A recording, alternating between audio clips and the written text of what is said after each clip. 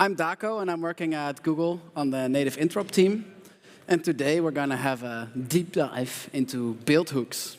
And the build hooks is a feature that's currently in preview in the Dart and Flutter SDK, and it will go out to stable in the next release. So what are build hooks? So let's set the stage. Why did we want to do something? So imagine you want to use a native library, let's say SQLite. OK, yeah, you go and you search on pub, I want to use SQLite. And you find this nice SQLite package and you use it. OK, that's nice. But someone had to build SQLite. Someone had to make that package. So the way that that package is probably built right now is it's a Flutter plugin. And the plugin author is a hero, because the Flutter plugin author had to figure out how to do CocoaPods or Swift Package Manager and CMake and Gradle, and had to figure out how to build the native code and make sure it's included in the plugin. And that's not a fun experience. Anyone who is a plugin author has probably experienced that maybe some symbols aren't visible or your build fails for some reason. And there's another reason why it's not entirely ideal, and that is, let's say you want to use Dart on the server, and you want to use SQLite. Well, now it doesn't work, because you want to use Dart standalone and not Flutter. So good luck with your Flutter plugin. You cannot use it. So what we want to do is we want to simplify bundling native libraries in code, in Dart packages, and make it use for both Dart, work for both Dart and Flutter. So I'm just going ahead of my slides here. So we want to not deal with multiple build systems, and we want to make it work in Dart standalone. And this is Gemini's best inspiration for a very sad Dash trying to make something work for all the different build systems. So what we're introducing is something called build hooks. Now, what is a hook? A hook is a software pattern that allows you, as a developer, to inject your own logic somewhere into the workflow of a system. And the build hook that we're introducing into Flutter and into Dart allows you to introduce some kind of logic into the Flutter and Dart build. So the way that you introduce such a hook is you create in your package a file in the directory hook called build.dart, and Dart and Flutter will invoke this hook whenever you run any command that compiles any Dart code. And then this hook receives a certain input, and it produces a certain output. The input is like an input JSON, and the output is an output JSON. And for example, for the input, there will be some configuration that tells you for what kind of thing we are building. So let's say you're running a Flutter run D macOS, and you're running on a M4 chip. Then your target OS is macOS, and your target architecture is ARM64. And this is important to know if you want to build native code, because you need to know for what target OS and what hardware architecture you're building. And then the output, that will contain code assets, which is basically the name that we use for dynamic libraries. And then Flutter run will take that information, those dynamic libraries, and code sign them and bundle them in the right way to put them in your app bundle. And Dart will do the same for all the Dart commands.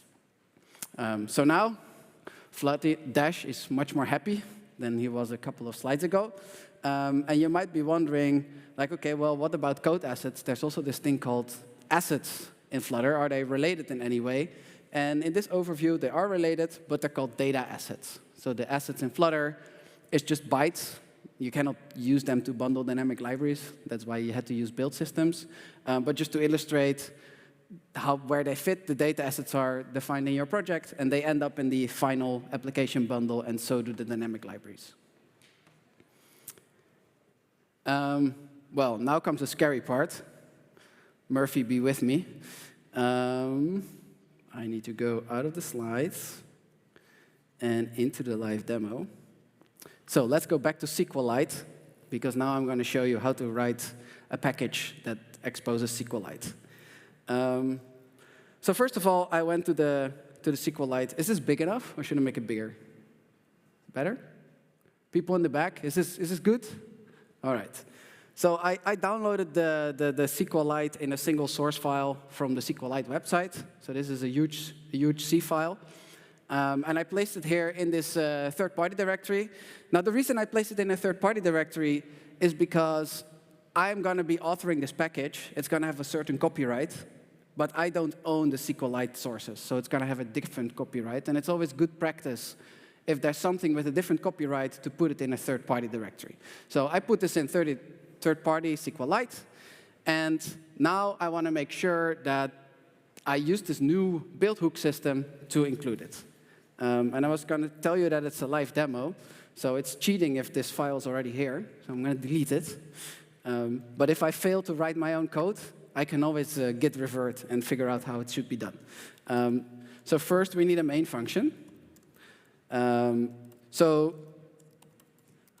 the arguments. So a build hook is just a Dart script. So you can do anything in a Dart script. A Dart script, you can download files, you can build from source, you can do whatever you want here. So it's not the YAML file, which would force you to, for example, already have a pre-compiled binary. You can do anything. And in order to make sure that we can run a build hook and figure out what we do with the input JSON and the output JSON, we have a helper function. So the helper function lives in the hooks package, and it wants the arguments from the main function. And then we need a builder. And if I'm not mistaken, it takes an input and an output. It's async. I think we're good. Now, OK, this helps us with decoding the input and encoding the output, so that whatever we get from the Dart and Flutter SDK as an input, we can just access it in a Dart API instead of having to read a JSON. So for example, if I click on this input, can I click on this input? Apparently, I cannot click on this input. Murphy, be with me. So we can use this input and then look, for example, at this code config. Now, what we want to do is we want to build this C library that we were just looking at, which is here, this C file. And in order to do that, we're going to use a little helper package that knows how to invoke a C compiler. So this thing is called a C builder. And I want to build a library. So I'm going to just call this my builder. And the thing that we're going to build, it needs a name, and that's the output name for the dynamic library. So I'm going to call this SQLite or SQLite 3. Now there's some other stuff. I also want to give it an asset name. In the overview that I showed you this little block called a code asset that's going to be in the bundle. And the asset name is what we use when we want to use this code asset in Dart code. And that's kind of different than how it used to be, because before you would write code like if Android, then do something in your Dart code, and then if Windows do something, if iOS do something. So you would branch in your runtime code. But with this new code assets abstraction, we give it a unique identifier, and then you just use that identifier in your Dart code. So you don't have any branching in Dart code. Rather, you have branching in this build hook where you deal with the build. And it's good practice to give your asset a name of how you're going to use it. So what I'm going to do is I'm going to skip ahead a bit and say, I am going to finally use this later in this generated file, and I will show you later what that is. And I'm just going to use the import URI of that file. So in this case, this file lives in lib, source, third party, and then some Dart file. Well, now I've actually told the C builder where our sources is, so maybe I should do that. Maybe I should actually say my sources. And my source is this C file. So now I have a builder, and then I should be able to await builder. Why is nothing working? Oh, Murphy. builder dot.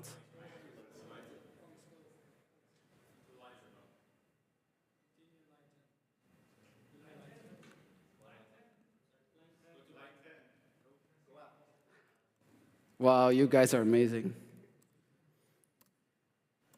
Builder dot run. Here we go. OK, we need to await this because it's an async function. And we need to provide a logger. I don't care what the logger is called. And I don't care. We're not going to output any logs. I'm just going to assume that everything worked. Well, maybe that's a bad idea, actually. Let's add a logger. Listen, and I want to print the message. Here we go. OK, so now I've written a specification of the build, and I will run the build. Now, assuming that I did everything correctly, you might be wondering, OK, well, what was this like generated thing where we're going to use it? So if you were in this talk this morning by Dominic, this is generated by FFIGen. And FFIGen basically took the header files and then generated the bindings. But I restricted it to only generate a single function, which is done in this tool here, where I said, OK, well, take the header file, and for the functions, only give me the version. So we're just going to check that I can get the version of SQLite. And if that works, I know that my bundling worked. And then I can start building things like queries. So I have this generated thing. But now, OK, now I have this file. And if it would be working, OK, it's nice. But now I have like pointers, which is native memory, right? And that's not typically the API you want to give to your users. So you want to make a Darty API. And if you were upstairs in the previous talk, just 20 minutes ago about how to become a bindings author, this is basically the job of a bindings author. It's like, oh, you had a native API, but you want to give a Dart API to your user. So in this case, we're going to like call the version, and then the version is some UTF-8 string. So we need to decode it into a Dart string, get it from native memory into Dart memory, and then we can return a Dart string. Now the proof that I'm not selling you vaporware,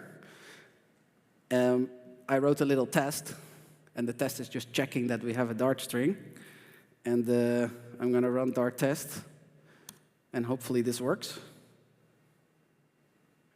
Now in the background, it's compiling SQLite, so this might take some time. Let's see. Building executable. Haha, it worked. Woo!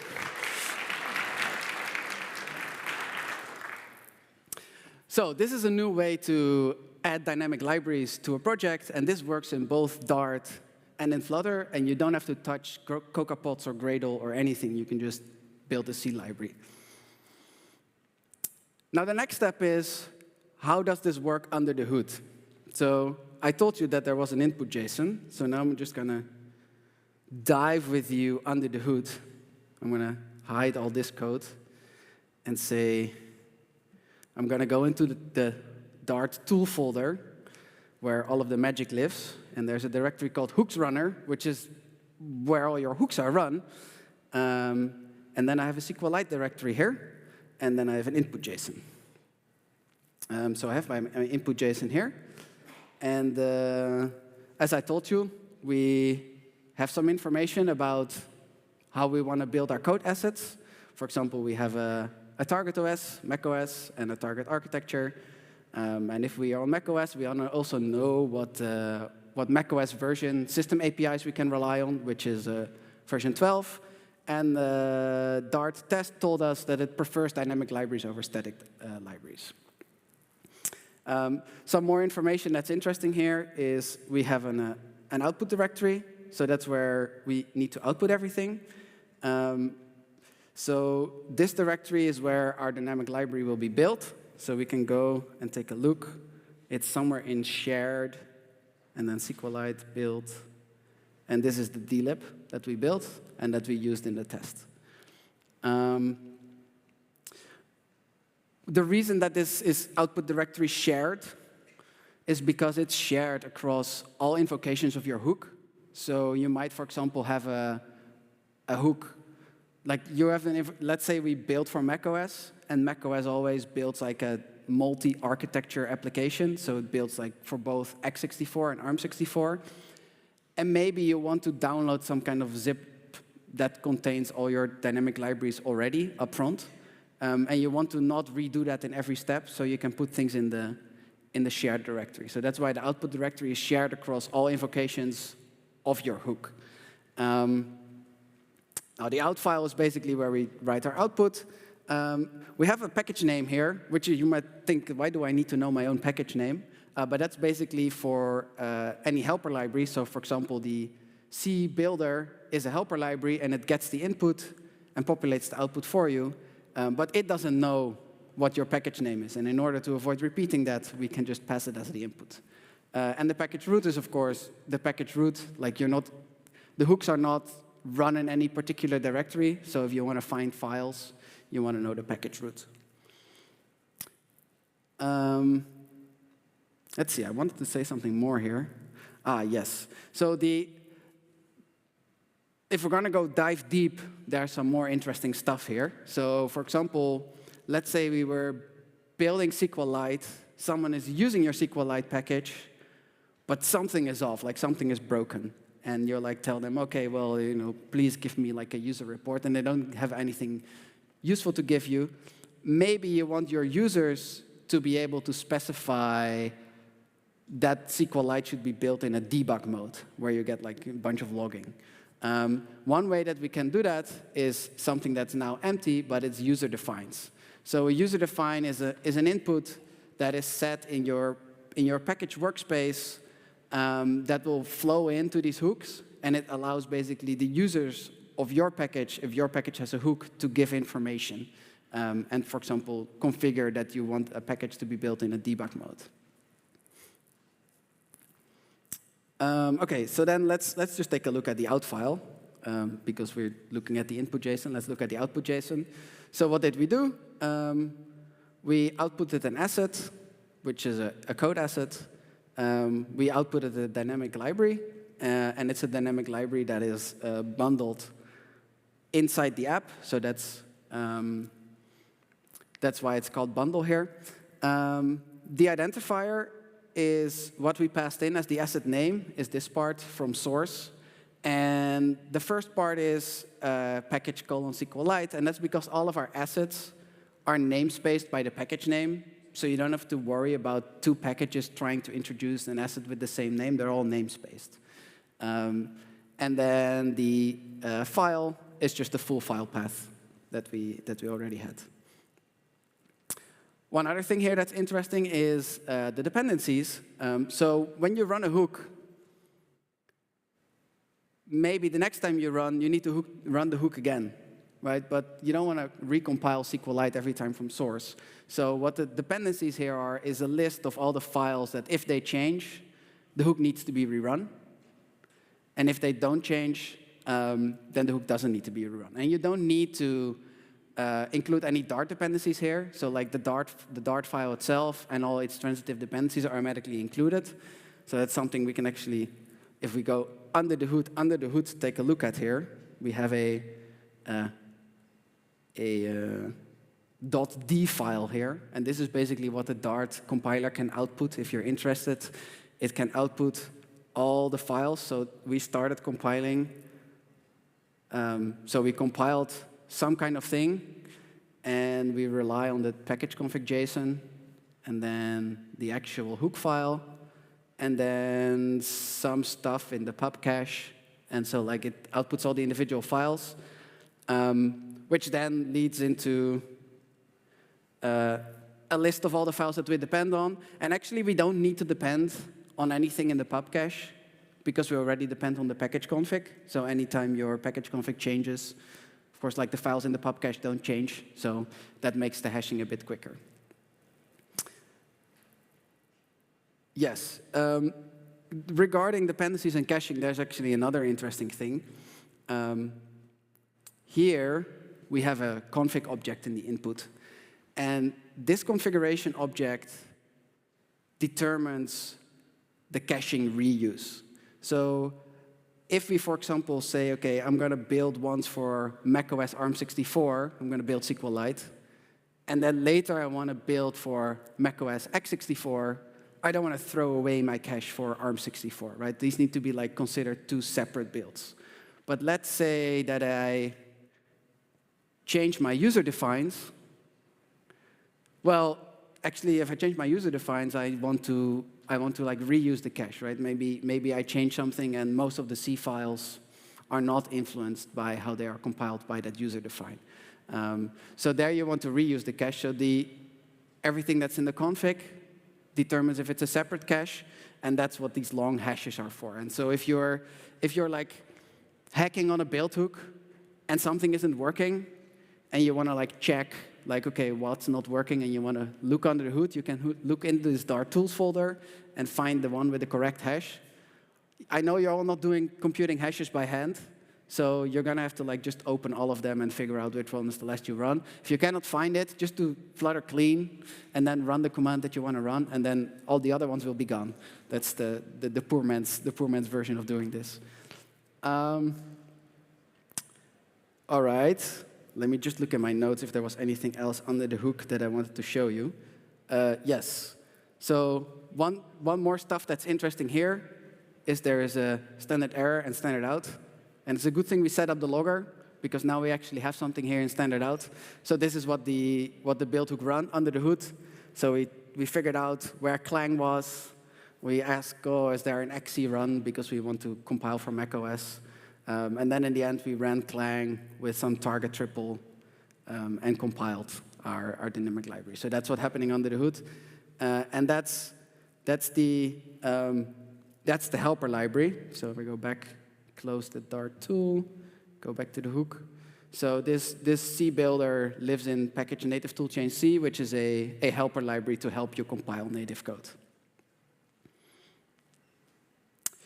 All right, I've been told that the Q&A is at the end. So if you have any questions, please like write them down on a post-it or on your mind, and then I can come back to this later. But I'll just continue with the slides now.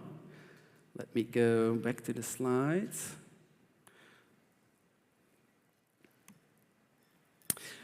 OK. Now, you might have been here at Fluttercon last year. Who was here at Fluttercon last year? Who saw the talk that I gave last year? Who of you is wondering, but you already presented this last year? OK, no one was wondering that. Well, you should have been wondering that. You were not paying attention last year. So basically, what I showed you now is kind of what we had last year, but we didn't ship. Why?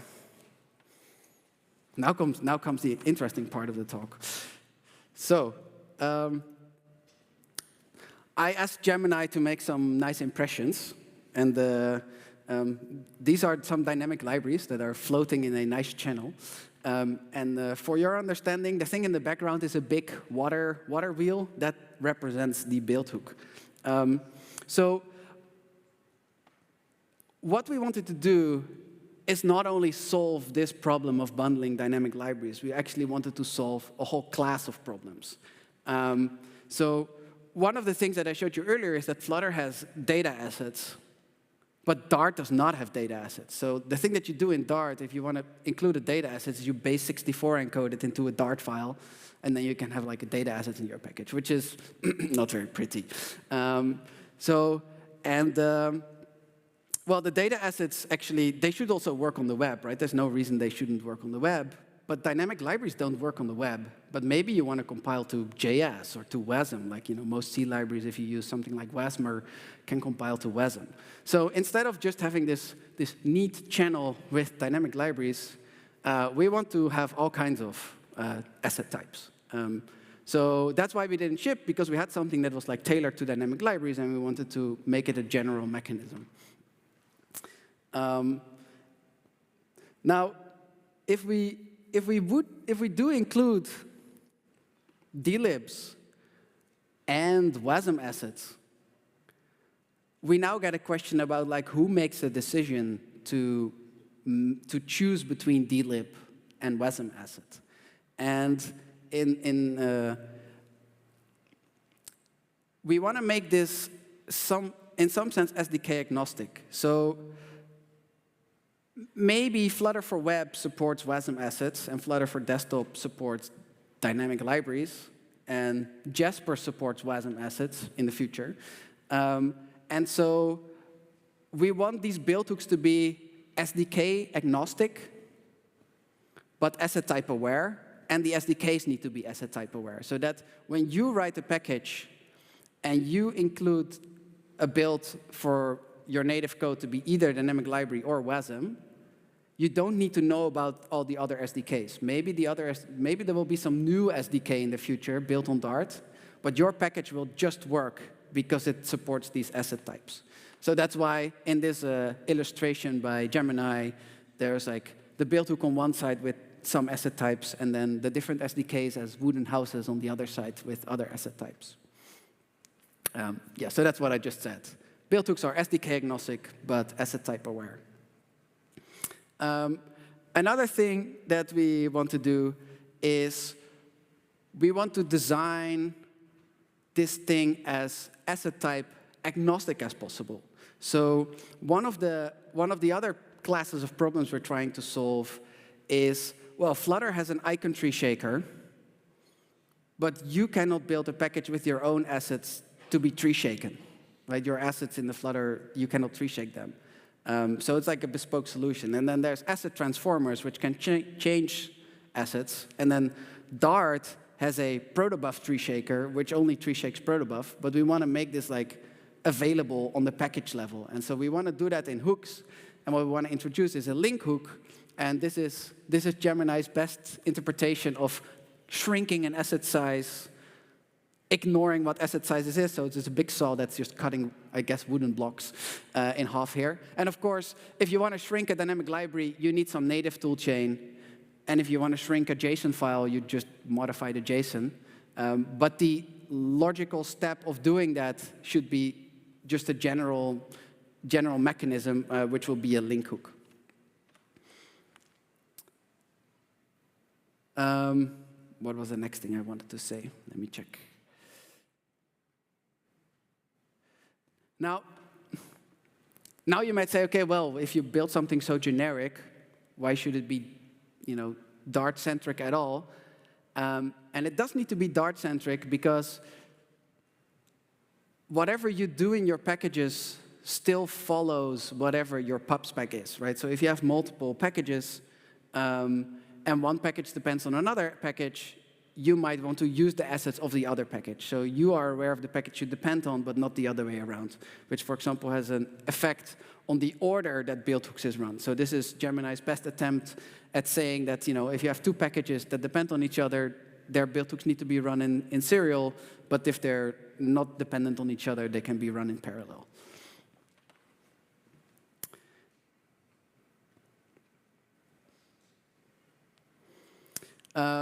If you had used how many people have used the native assets experiment in this room? So I see a few hands. It's very, very dark, or very bright in my eyes. So one of the things that we did, why we didn't ship, is we had a bunch of things that could be simplified. So we want to support a variety of user journeys, but we had multiple abstractions that could be unified into a single abstraction. And just as a design principle, this is Gemini's best attempt at bells and whistles. So less is more. And notice how Gemini has such a hard time reproducing correct logos. Like, I don't know how you noticed how many different logos it made for JSON in these slides. Kudos if you give the correct answer at the end.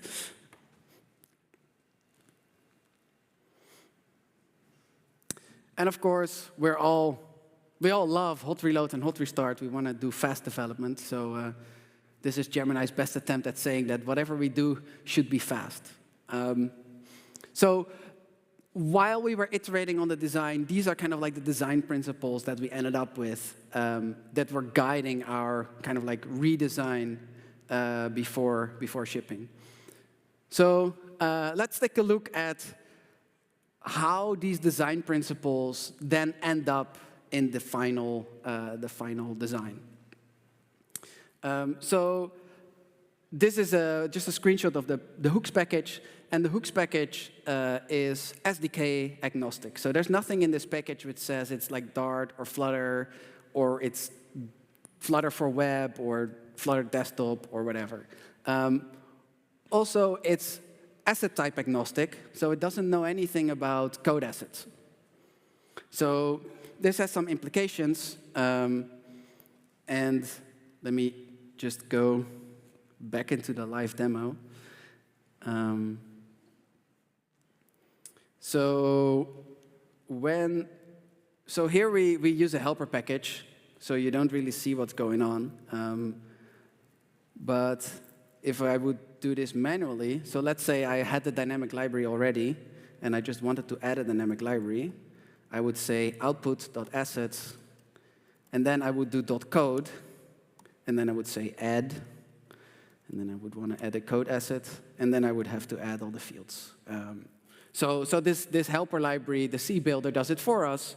But because the hooks package is not aware of any asset types, we have modeled this code getter that allows you to add an asset is in the code assets package. So it's an extension. And since it's JSON in and JSON out, the way that this works is like, OK, the base protocol doesn't know anything about these custom asset types. So we need to model this in a way that it works correctly. So when you want to decode inputs, so for example, let's say if we wanted to know input dot target OS, for example, if we want to know the target OS, this code getter is an extension method on top of the hooks API. So this is like the way that we extend things, and it's all JSON, but since the base API doesn't know what the extensions are, it's like lazy JSON. So it's just a view on top of the JSON, and the output is like eager JSON. So when I do assets.code.add, I immediately let the extension method write into the JSON, because the hooks package wouldn't know how to write into the JSON. So that's like one of the design principles is like, OK, we want this hooks mechanism to not favor any asset types. In the future, we want to include WASM assets and data assets and jar assets and JavaScript assets. This mechanism needs to work for that. So that's why this is set up as like a orthogonal thing.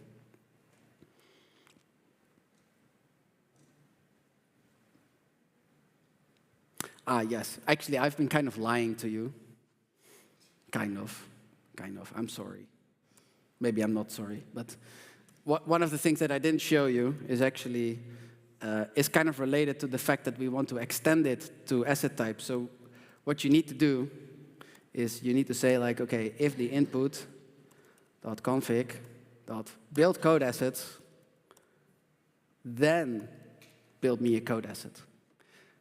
Because once we add multiple asset types, the Flutter tool or the Dart tool might invoke the build for your data assets at a different point of the build than for code assets. So this is just a Dart script. You can do anything in it. And so this script will be invoked multiple times. Actually, if you build for iOS or for macOS, we're already building a multi-architecture app. So this script will be run multiple times during the build, once for each target architecture.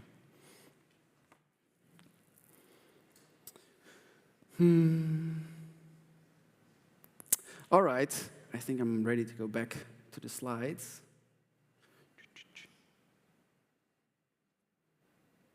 So if you were here last year and you were thinking like, oh, this is great, well, this is where we were last year. We were experimenting and making dynamic library. I had a lot of time using Gemini to make images. It's very bad with text. I don't know if you noticed, AI image generation is very bad with text. So anytime you have like a word on there, it will just mess up letters. But anyway, so now last year we had this as an experiment, and now we are ready to ship this. So we will ship this in the next Dart release, 3.10. And all the other stuff that I showed you, the link hooks and having things like data assets. That's all our roadmap. This is Gemini's best attempt at showing a roadmap. I don't know if this is a roadmap, but it looks cool. And I think Dash is motivated. Now, this is where you come in. So you thought you could sit here for free. That's not true. This is where you come in. So our goal with this like generalized build hooks is to enable you to do things. Like we have a Flutter icon tree shaker that can tree shake assets and make it smaller, but it's bespoke to Flutter. Like you as a package author or plugin author cannot use it. The goal with this is that you will be able to do these kind of things. So we need you to build stuff. And I want to just give a big shout out to everyone who is already like building stuff. So I showed you this like native toolchain C package with the C builder. That it's currently owned by us. I don't actually want to own it, but at least we don't own the Go toolchain, the Rust toolchain, CMake toolchain. I want to give a big shout out. I don't know if like Mate is in the room. Yeah, Mate is in the room. He owns the Rust one. And I don't know if Chandler is here. No, I don't actually know where he lives. So he owns the Go one. So big shout out to you, and also big. Whoa, what happened to the sound? Big shout out to everyone who's experimenting with this. So we already have Simon Binder. Is he around? Yeah, doing SQLite 3 with native assets. Amazing. Keep your feedback coming. Like, use it. Keep your feedback coming. File issues. Another shout out is Mini GPU. I don't actually remember who owns that, but is the author here? Well, if you see this later on the video, thank you. And probably I'm forgetting a lot of people. SQLite 3 native assets. So I want to give you like a little bit of expectation management for what doing this together means. So like our goal as the Dart and Flutter team is to enable you to do things. Because like our headcount is not infinite, unfortunately. It would have been great. We have AIs, but they're not as good as humans, so hey. So our goal is to do this as a community, and the way that it usually works is you have your use cases, and it either works or it doesn't. When it doesn't, please go to GitHub, file an issue with your use case, and usually we end up brainstorming on GitHub how we could, like, 5 potential ways we could solve it. And then we kind of leave it for a bit to sink in, and then someone else files another issue with another use case, and there's like 3 ways to solve that one. And then at some point that bubbles up into a design, and we add a new feature.